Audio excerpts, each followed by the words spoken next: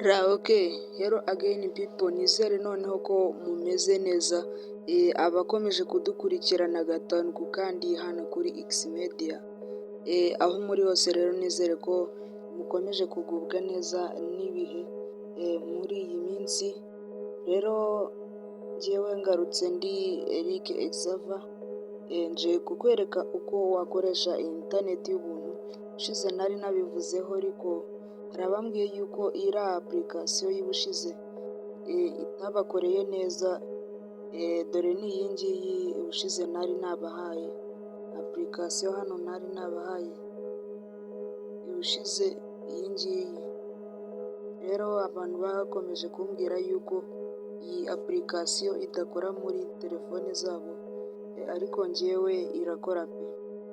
Nubwo video yacitse wenda ntarangije ngo nkwereke uko iyi application ikora, ariko ndagira ngo nkubwire yuko ikora. Ariko niba wenda yaranze neza ndagira ngo nkwereke uko wayikoresha muri telefone yawe, nanone nkwereke indi application wakoresha atari iyi ngiyi. Urabona yuko application njye bari kunyereka ko iri disconnected, ariko njyewe nshobora kuyikonegita. Dore rero uraza ukikandira ahangaha kuri start, tegereza akanya gatoya. Nakubwiye yuko nta mamega ugomba kuba ufiteho, ariko uba wayafunguye. Rero abantu basanze iyi application idakora muri telefoni yabo, ndagira ngo nkwereke uko indi application wakoresha. Urabona yuko iyi ngiyi ibanza kwanga, ariko njye sometime njya nyikoresha. Iyo telefoni hari ukuntu nyine telefoni iba yagize connection nkeya, ibyo rero bikayibuza resistance yo kuba yakoresha internet zose. Rero ndagira ngo nkwereke indi application wakoresha, ariko hagati aho urabasabwa kuba ufiteho iyindi internet. Tugiye kubona internet y'ubuntu, ariko ugomba kuba ufiteho iyindi internet, kuko muri ino minsi ikintu cyose turi kujya gukora hano bari kudusaba internet. Rero ugomba kuba ufiteho internet kugira ngo ubashe kureba iyi video uyirangize, nurangiza ujye no kuri Google Play Store ube wa downloadinga iyi application yindi ngiye kukwereka. Ku bafite iPhone birumvikana yuko ari App Store. Rero ndagira ngo mbanze nakira abantu bashya hano kuri channel yacu yitwa X Media. Ndagira ngo mbanze nkubwire ngo iyo uri umuntu mushya aribwo bwa mbere ukurikirana ibiganiro byacu kuri hano kuri X Media, ndagira ngo ubanze wumve aka kantu. Ndagira ngo ubanze ukore subscribe kugira ngo ibindi biganiro byose duteganya kubagezaho byose bizajye bihita bikugeraho muri notification. Rero nta kindi ukora ni uko kuduha subscribe. Ni umubare w'aba subscribers uko wongera niko kudutera courage, natwe niko tugenda tubaha byinshi byiza muba mukeneye. Rero mukomeze kudutera inkunga, kandi nkwibutse ko iyo ufite YouTube channel ukamara kureba video yacu, waduhaye subscribe ukagenda ukandika muri comment uti back subscribe, natwe rwose ntabwo twakwirengagiza, duhita tuguha indi subscribe. Ibintu ni ubufasha, ni ugufasha.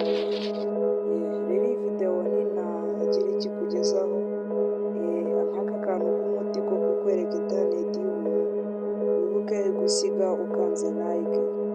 Iyo like niyo gufasha abandi bantu kuba video yacu yagera ahantu henshi, ku buryo abantu bagenda bayireba, bikatwihutisha rero mu gutera imbere, kandi nawe uba witeza imbere broski. Rero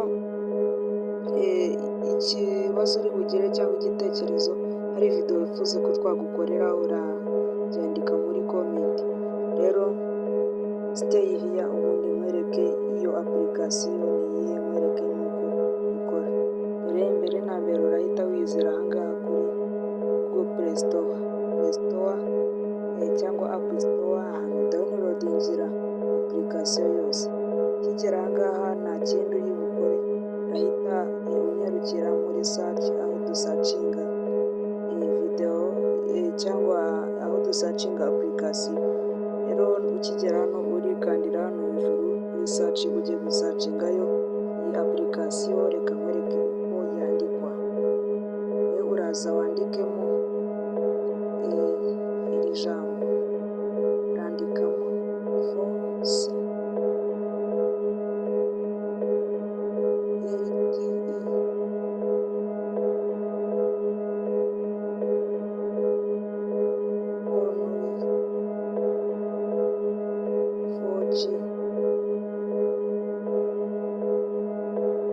ndetse na 5G. kugira ngo urabibona, urangiza iyi application ya mbere bari buhite baguha iyo uza ugakandaho. urategereza akanya gatoya banze birodinge. usabwa kuba ufiteho interinete yihuta.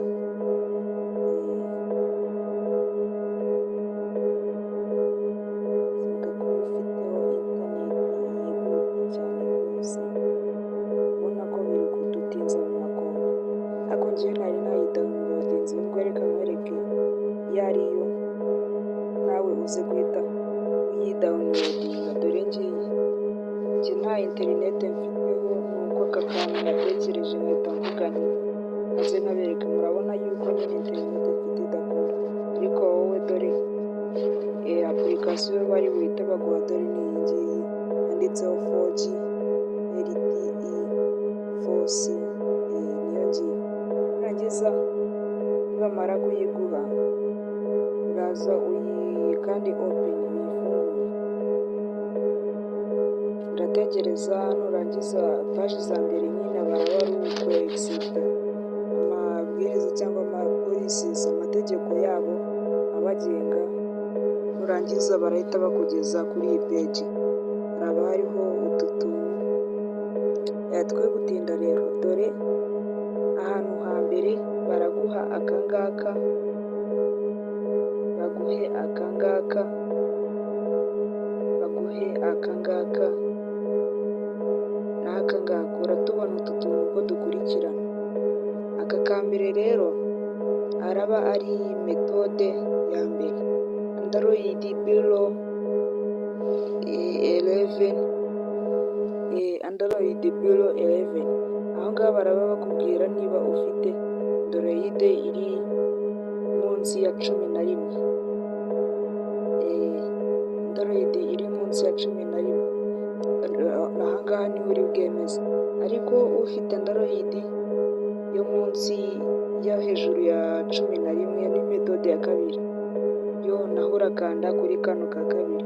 Naho hano kuri metode ya gatatu handitse Legends. Aha ngaha Legends murahabona ko harakoreshwa umuntu ufite indi telefoni y'ubundi bwoko itari Android, urugero wenda iPhone. Hanyuma aha ngaha ni ukujya gukora setting. Rero njyewe kuko mfite Android ya kabiri ifite version ya 11, ubwo ngubwo ngiye ndikandira aha ngaha kuri metode ya kabiri. Kigera aha ngaha urabona paje dusanzemo imeze gutya. Aha ngaha rero nta kindi wowe uza ugakora, urahita umanura telefone yawe gutya ujya hejuru. Aha ngaha urajya muri twa duporogaramu dutoya, urangiza uza wikandire kuri airplane mode. Uraba ushyizemo akadege muri telefoni yawe, urabona yuko amadata ahita abura ahantu hose. Urabona yuko n'aha ngaha hari ibintu byahise bihindukamo. Rero wowe ikintu urahita ukora numara gushyiramo airplane mode umaze gufunga simukadi, kuko nta mamega ariho kuri ziriya simukadi zacu, urahita uza kuri kano kantu akangaka, akantu k'akazeru.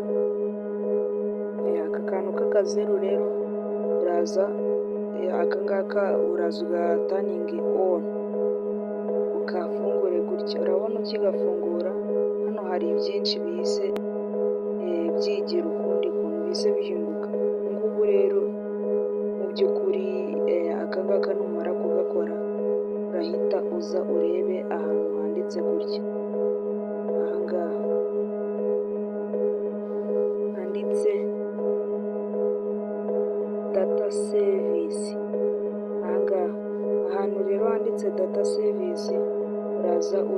yuko ari connected gutya.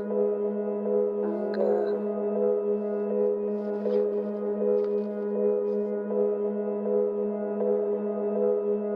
ahantu handitse data service urareba ko hari connected, urabona ngiye handitse connected.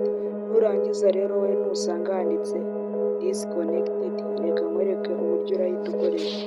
Urahita uza hano hejuru kuri utu dukoni dutatu, utu tudomo dutatu, ahangaha nusanga handitse disconnected, nusanga nyine ahangaha aya madata yawe adakonekitinze, nubwo nta data dufiteho kuri telefoni kuri simukadi, ariko ugomba kuyatsa nyine nka kwa kundi VPN twabonye ko tuyikoresha, ukafungura data zitari. Rero urabona ahantu hejuru numara gukanda ku tudomo dutatu hari view sim address, hakabaho view fixed dialing numbers, hakabaho new service dialing numbers, hakabaho IMS service status, hakabaho na disable data. Ahangaha rero wowe urasanga handitse enable data, nyine hariya nidusanga handitse, nuba wasanze handitse disconnected, ahangaha twabonye nusanga handitse disconnected, ubwo ni ukuvuga ngo ahangaha haraba handitse enable data, haraba handitse kwemerera nyine izo data gukoreshwa. Rero urahita ukanda kuri enable data, urahita uyikandaho, rero hariya harahita haba connected. Ahangaha rero hakimara kuba connected urahita yizira. Ubungubu uraba watangiye gukoresha internet. Ariko akandi kantu nibuze nuba ushaka ko internet iza kwihuta, urabona aka kantu, akangaka, aka kantu handitse setting preferred network type, ahangaha uraza ugakandeho. Urabona harimo type za network nyinshi, ariko telefoni z'abantu benshi zikunze kuba zisetinze ahangaha kuri ahangaha handitse ngo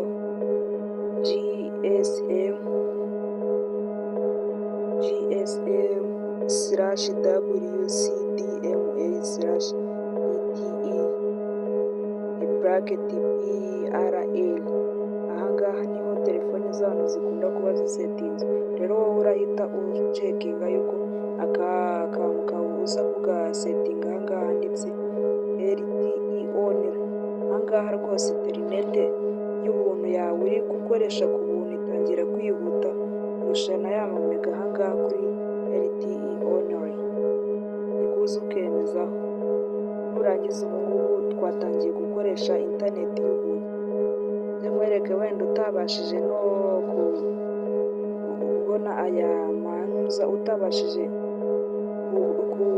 downloading application, wenda ubaye nta internet ufiteho, akwereka code wakoresha iriya page ukamuyigezaho. Reka wenda tuze ahangaha wenda kuri YouTube turebe yuko iriya internet yatangiye gukora. By'ukuri reka dutangire neza urebe internet irimo irakora.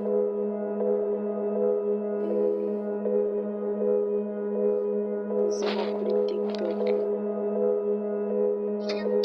urabona ko internet rwose ihita itangira ikihuta vuba, nta bintu byo gutinda. Urabona nk'ubu ngubu utangira kubona videwo nyinshi hano kuri TikTok kubera yuko internet irakora cyane. Reka wenda twohereze nka SMS hano kuri WhatsApp turebe.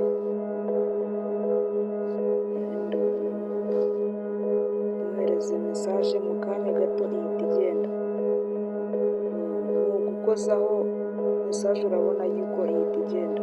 Ugiye no kuri Facebook, internet iba yatangiye kwihuta ku muvuduko uri hejuru. Rero guys, ibi bintu birakora. hari akantu nari nkubwiye ngo kaje nkwereke ukuntu aha hantu wahagera ukoresheje n'amakode, wenda hari ukuntu uba nta mpamyabushobozi ufite. Uraza hano rero uhamagarira muri telefone yawe, ngaho uhamagarira ugakanda iyi kode ngiye kukwereka, ukanda akanyenyeri urwego akanyenyeri urwego 4 6 6 urwego akanyenyeri urwego akanyenyeri. Ukirenzaho akanyenyeri telefone yawe ihita yikoresha ikakujyana ahantu handitse testing. Testing ya mbere rero baguha ni phone information. Aho ngaho rero ni naho turi bukoreshe.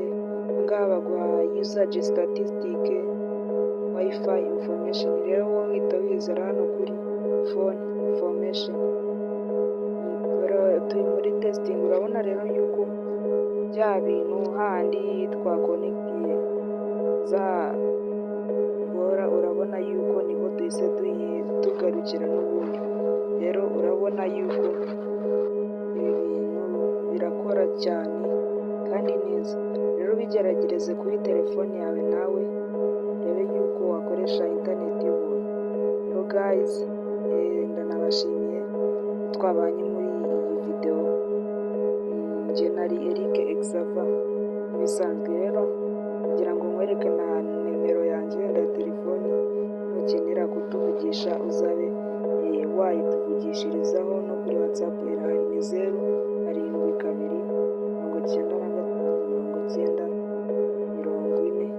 0772959046.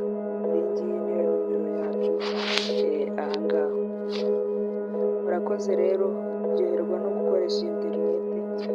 Mbanje ariko gushimira wowe wakoze subscribe, niba utarayikora ntuyibagirwe. Kandi iyi video iguhesheje interineti y'ubuntu wari warayibuze, ndagusaba rwose ube wayirayikinze, uyirayikinge ku buryo rwose like zikomeza kwiyongera. Ikindi kandi wibuke kuyisharinga ku nshuti zawe nazo zibashe kubona kuri iyi interineti y'ubuntu. Ciao.